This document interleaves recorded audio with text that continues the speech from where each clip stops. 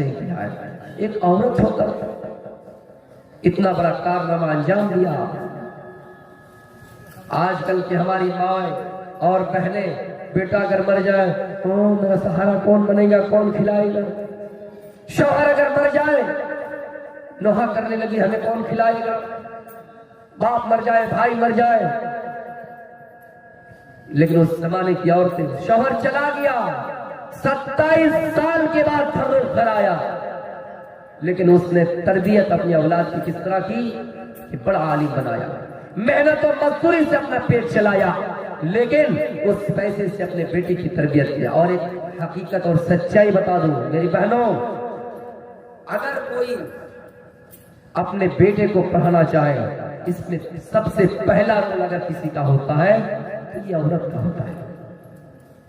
کتنے ایسے ساتھی ہیں جو ہمیں اپنی داستان سناتے ہیں کہ مولوی صاحب میری ماں کے علاوہ مجھے کوئی پڑھانا نہیں چاہتا ہے, میرا باپ مجھے پڑھانا نہیں چاہتا ہے. باپ چاہتا ہے کہ باپ جس طرح کماتا ہے میں بھی کماؤں. پڑوسی ترقی کر رہا ہے مال دولت میں, مکان بنا رہا ہے, بلڈنگ بنا رہا ہے. میرا باپ یہی چاہتا ہے کہ میں بھی اس طرح کماؤں, لیکن میری ماں کی یہی خواہش ہے کہ میں عالم بنوں, میں ڈاکٹر بنوں, میں انجینئر بناؤں, اور میری ماں مجھے اپنے پیسے سے پڑھائے. میری بہنوں, سب سے پہلا رول اگر ادا کرنے والا کوئی ہے اپنے بچے کی تربیت میں, اپنے بچوں کی تعلیم میں, تو سب سے پہلا کردار اگر کوئی ہے تو آپ کا ہے. سب سے پہلا کارنامہ انجام دینے والا اگر کوئی ہے تو وہ خاتون, وہ مرد نہیں ہے. یہ سچائی ہے. ایک واقعہ بتا دوں. ایک مرتبہ ایک صاحب اپنے بچوں کو پڑھا ہی نہیں رہے تھے, بیوی سے روز گالی گلوچ, روز ڈنڈا لاٹھی. میں منع کر رہا ہوں, بار بار منع کر رہا ہوں, تم اپنے بیٹے کو مدرسہ نہ بھیجو, نہ بھیجو. ایک دن باہر سے کام کر کے آیا, تھکا ہوا تھا, بیوی گھر میں جھاڑو لگا رہی. الماری سے ایک رزلٹ نکلا, رزلٹ میٹرک وغیرہ کا ہوگا, رزلٹ نکلا. باپ نے کہا اٹھاؤ اس کو, کیا ہے؟ اٹھایا, دیکھا کہ رزلٹ ہے, دیکھا اس میں 2-4 پرچے میں فیل ہے. باپ کو بڑا غصہ آیا, کمینے میں تم سے کہا کرتا تھا نا تم اپنے لڑکے کو باہر نہ بھیجو, دیکھو تمہارا لڑکا باہر میں جا کے کیا کرتا ہے. بیٹے کو بلایا, بیٹے نے کہا باپ ایک مرتبہ غور کر کے دیکھ لو اس رزلٹ پر, کس کا رزلٹ ہے. باپ نے جب چشمہ لگا کر دیکھا تو ان کا خود کا رزلٹ ہے. صدیوں پہلے الماری میں رکھا ہوا تھا, ماں نے جھاڑو لگایا, جھاڑو سے باہر وہ نکل آیا. تو ایسے باپ ہوتے وہ پڑھانا نہیں چاہتے تو نقص نکالنا چاہتے ہیں. جس طرح کچھ لوگ ہوتا ہے, مہمان اگر گھر میں آ جائے اس کو پسند نہ آئے تو کسی طرح مہمان کے نقص نکال کر اس کو نکال دیتے ہیں. تو یہ سب سے پہلا اگر کردار کسی کا ہے تو عورت کا ہے. میری بہنوں سمجھ جائیے.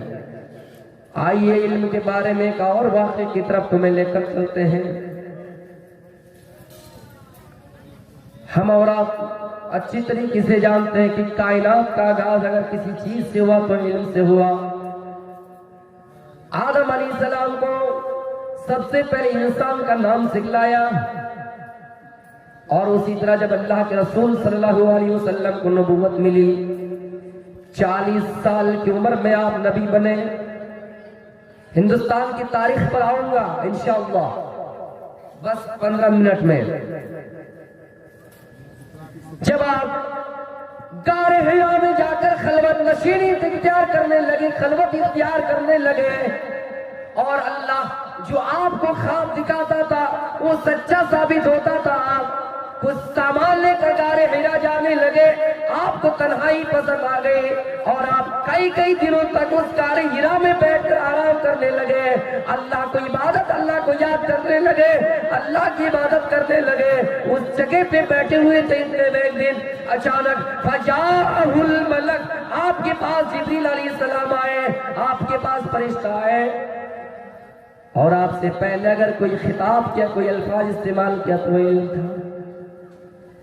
اقرا بسم ربک الذی خلق, سب سے پہلا الفاظ اگر استعمال کیا تو اقرا, اے محمد پڑھیے. سب سے پہلے کیا کہا؟ پڑھیے.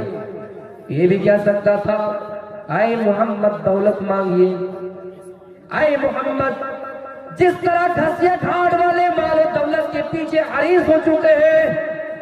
آپ بھی پراپرٹی مانگیے, سلطنت مانگیے, بادشاہ کی لڑکی سے شادی کرنے کا مطالبہ کیجیے, لیکن سب سے پہلے اگر کوئی الفاظ استعمال ہوا وہ علم کے بارے میں کہ اے محمد یہ خراب پڑھو, تو آپ نے فرمایا ما انا بقاری, ما انا بقاری, اے فلاں میں پڑھنا نہیں جانتا ہوں, اے فلاں میں پڑھنا نہیں جانتا ہوں, نہیں جانتا ہوں, میں امی ہوں, ان پڑھ ہوں.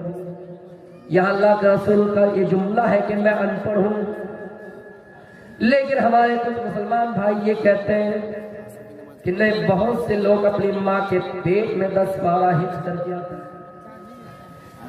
قرآن کی دلیل ہے کہ کوئی بھی انسان اس دنیا میں سیکھ کر نہیں آتا ہے, اور ماں کے پیٹ میں کیسے 10 پارہ حفظ کر سکتا ہے. صرف من گھڑت اور جھوٹی روایت ہے. کوئی اگر دعویٰ کرتا ہے ماں کے پیٹ میں 10 پارہ حفظ کر کے آیا, میں بھی بچپن میں یہ سنا کرتا تھا, اور لوگ کہتے تھے کہ اے میری ماں, لوگ کہتے تھے اے عورتوں, قرآن کو زیادہ سے زیادہ پڑھا کرو, تمہارا بچہ پیٹ میں اگر بڑا ہوگا تو پیٹ کے اندر ہی قرآن حفظ کر لے گا. لیکن ایسی کوئی صحیح روایت نہیں کہ ماں کے پیٹ سے کوئی سیکھ کر آیا. اگر سیکھ کر کوئی آتا تو جناب محمد رسول اللہ صلی اللہ علیہ وسلم سیکھ کر آتے. آپ نے فرمایا نہیں, میں پڑھنا نہیں جانتا, پڑھنا نہیں جانتا ہوں. ما انا بقاری, ما انا بقاری, 3 مرتبہ آپ نے وہی الفاظ کہا, ما انا بقاری. جبریل علیہ السلام آپ کو دباتے رہے, پھر کہا پڑھو. آپ نے کہا ما انا بقاری, پھر دبایا, پھر کہا پڑھو. 4تھی مرتبہ ساتھ ہی ساتھ اقرا بسم ربک الذی خلق. تو میرے بھائیوں, سب سے پہلے اگر علم وہی کا آغاز ہوا تو علم سے ہوا. اس کے بعد آپ خوف کھائے ہوئے تھے, اس کے بعد آپ ڈرے ہوئے تھے, دوڑتے ہوئے اپنے گھر کی طرف گئے. خدیجہ رضی اللہ تعالیٰ عنہ کے پاس گئے, جو ہماری اور آپ کی مائیں ہیں, امہات المومنین ہے. میرے پیارے ساتھی اس کے پاس گئے اور جا کر یہ سارا ماجرا سنایا. پہلے کہا زمیلونی زمیلونی, مجھے کمبل اڑا دو, مجھے کمبل اڑا دو. فزملوہ, آپ کو چادر اڑا دیا گیا, آپ کو کمبل اڑا دیا گیا. پھر آپ نے سارا ماجرا خدیجہ رضی اللہ تعالیٰ عنہ کے سامنے بیان کیا. خدیجہ کا ایک ہی جواب, اے محمد, آپ کے ساتھ اللہ بھلائی کرے گا, آپ کو اللہ رسوا نہیں کرے گا. خدیجہ رضی اللہ تعالیٰ عنہ نے آپ کو تسلی دلائی.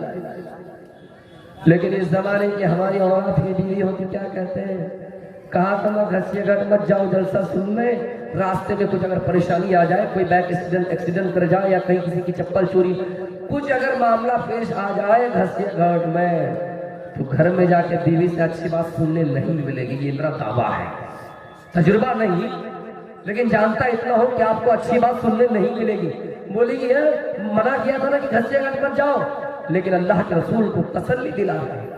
خدیجہ رضی اللہ تعالیٰ عنہ تسلی دلا رہے ہیں, اے رسول, اس وقت رسول نہیں بنے تھے, اے محمد, اے میرے ساتھی, اے میرے جیون ساتھی, آپ کو اللہ رسوا نہیں کرے گا.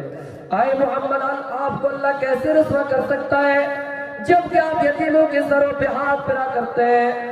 آپ کے بارے میں قریش گواہی دیا کرتے ہیں کہ قالوا ما جربنا علیک الا صدقا. قریش کی گواہی کہ آپ سچے بولتے ہیں, آپ ہمیشہ سچ بات بولتے ہیں, آپ کسی کی امانت میں خیانت نہیں کرتے. تو اے محمد, آپ کو اللہ کیسے رسوا کر سکتا ہے, آپ کو اللہ کیسے ذلیل کر سکتا ہے. میرے بھائیوں, یہ معاملہ ورقہ بن نوفل کے پاس لے جایا گیا. خدیجہ رضی اللہ تعالیٰ عنہ اپنے چچازاد بھائی کے پاس لے گیا اور یہ ماجرا سنایا. انہوں نے جو پیشین گوئی کی اور انجیل میں پڑھا تھا کہ اے محمد, آپ کے پاس وہی فرشتہ آیا تھا جو کبھی موسیٰ کے پاس آیا کرتے تھے, جو کبھی نبیوں کے پاس آیا کرتے تھے. آپ کو اللہ رسول بنائے گا, آپ کو اللہ نبی بنائے گا, آپ بالکل ڈریے مت, گھبرائیے نہیں. اس کے بعد ایک پیشن گوئی کیا کی, اس کے بعد 2-3 واقعہ بول کے میں ختم کروں گا. ایک پیشن گوئی یہ کی, اے محمد, جب تک میں زندہ رہوں آپ کی مدد کرتا رہوں گا, لیکن اگر مر جاؤں, اے محمد ایک بات یاد رکھنا, آپ کو آپ کی قوم اس شہر سے اس بستی سے نکال دے گی. ہاں مجھے نکال دے گی. ہاں پیشین گوئی تھی تو آپ کو مکے سے نکالا گیا تھا کہ نہیں؟ پیشین گوئی کی تھی.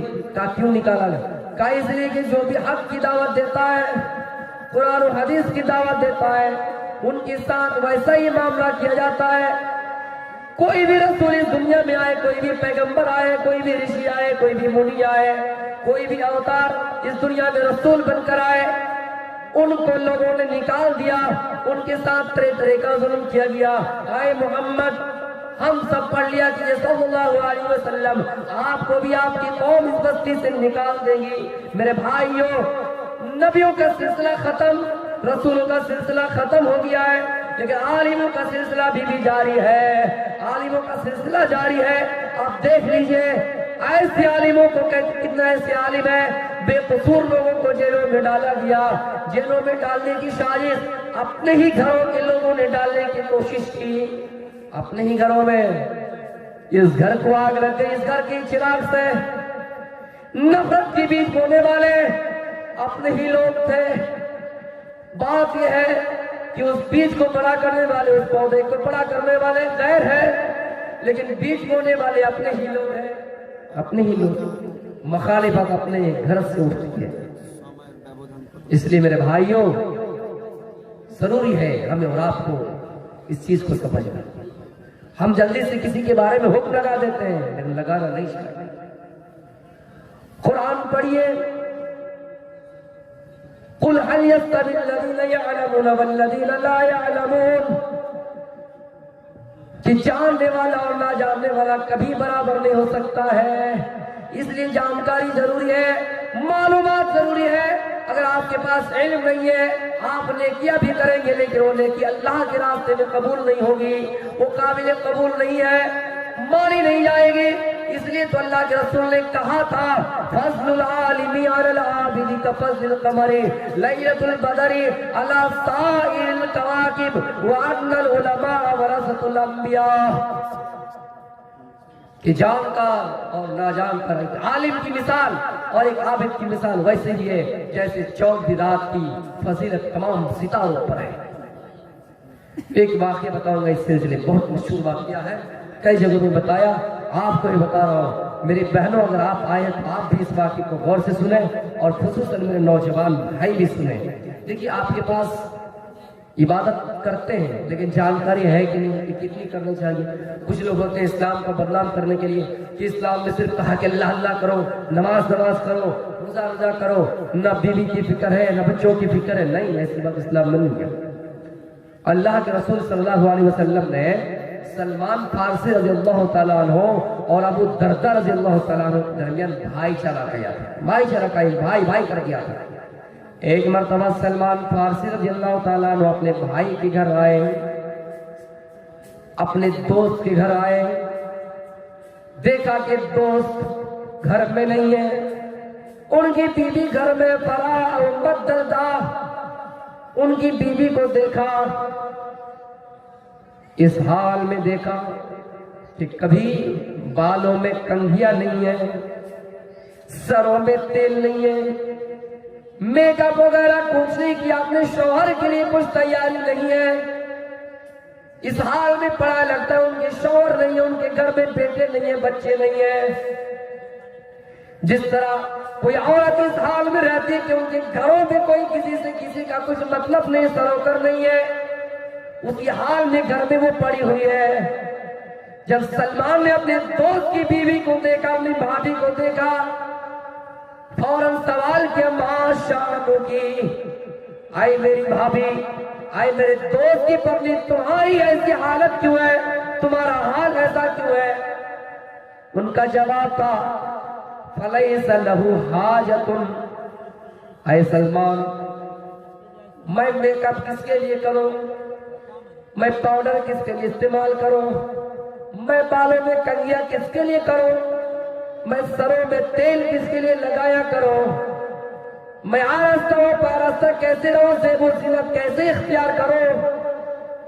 اس لیے کہ میرے شوہر کو مجھ سے کوئی مطلب ہی نہیں ہے، اور جب میرے شوہر کو مجھ سے کوئی مطلب نہیں ہے تو میں کس کے لیے بن سوار کر کے رہوں، کس کے لیے سر سوار کر کے رہو، میں کس کے لیے میک اپ کر کے رہو، کس کے لیے خوبصورتی کا مظاہرہ کر دکھاؤں؟ آئے میرے شوہر کے دوست، اس لیے میں ایسا کر رہے ہوں، نہ سروں میں تیل لگاتی ہوں، نہ بالوں میں کنگھیاں کرتی ہوں، ان کو کچھ مطلب نہیں۔ اچھا ایسی بات ہے تو وہ کرتے کیا ہے؟ جواب ملا اور رات میں نماز پڑھتے ہیں، دن میں روزہ رکھتے ہیں، زندگی بھر روزہ رکھتے ہیں اور پوری رات نماز پڑھتے ہیں۔ اچھا ایسی بات ہے۔ فَصَنَا لَهُ طَعَامًا فَجَاءَ ابو الدرداء ان کے گھر میں آئے اور دونوں کی ملاقات ہوئی، سلام کلام کیا، پھر کھانا پیش کیا گیا، کہا کھانا کھا لو، کہا انی صائم، میں روزے سے ہوں، میں نہیں کھا سکتا۔ میرے بھائیوں دونوں نے عشاء کی نماز پڑھی اور پھر سو گئے۔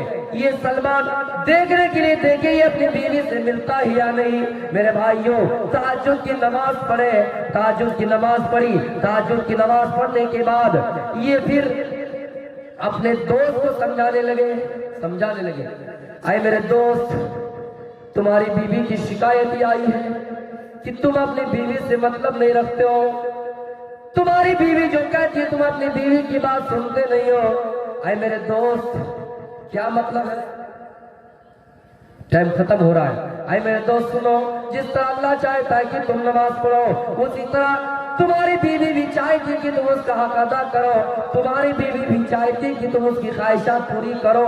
تمہارے گھر میں مہمان آ جائے تو تمہیں اس کی بھی دیکھ ریکھ کرنی چاہیے۔ اِنَّا لِعَيْنِكَ عَلَيْكَ حَقًّا، تمہاری آنکھ کا بھی تمہارے اوپر حق ہے، یعنی پوری رات تم نماز نہیں پڑھ سکتے ہو، تمہارے جسم کا بھی تمہارے اوپر حق ہے۔ اِنَّا لِبَدَنِكَ عَلَيْكَ حَقًّا وَإِنَّ لِجَسَدِكَ عَلَيْكَ حَقًّا، دونوں الفاظ استعمال ہوا ہے، یعنی تم اپنے جسم کو تکلیف صرف نہیں دے سکتے ہو، زندگی بھر روزہ نہیں رکھ سکتے ہو۔ میرے بھائیوں صرف ایک دن روزہ اور ایک دن ناگے اس طرح کر سکتے ہو، اس طرح کر کے سمجھایا تاکہ بیوی کا بھی حق ہے، جس طرح اللہ کا حق ہے کہ تم نماز پڑھو، اسی طرح تمہاری بیوی کی بھی تمہارے اوپر حق ہے۔ تمہارے گھر میں مہمان آ جائے ان کی بھی دیکھ ریکھ کرنی ہے۔ یہ معاملہ اللہ کے رسول کے پاس دونوں گئے، ماجرا سنایا، آپ نے فرمایا صدق سلمان نے بالکل سچ کہا ہے۔ ہمارے سامنے مفتی صاحب آ چکے ہیں، میں ادب کے خلاف نہیں کرنا چاہتا ہوں، انشاءاللہ آپ سے امید کرتا ہوں کہ آپ نے ان باتوں کو سمجھ گئے ہوں گے، اور اللہ تعالیٰ سے دعا کرتا ہوں کہ اللہ تعالیٰ ہم سب کے اس پروگرام کو کامیاب فرمائے۔ جو بھی بات ہم اور آپ کہہ رہے ہیں اگر اچھی ہے اللہ اس کو قبول فرما، اگر مجھ سے کوئی خطا ہوئی ہے آپ مجھے معاف کریں۔ وما علینا الا البلاغ المبین، وآخر دعوانا الحمد للہ رب العالمین۔ السلام علیکم ورحمۃ اللہ وبرکاتہ۔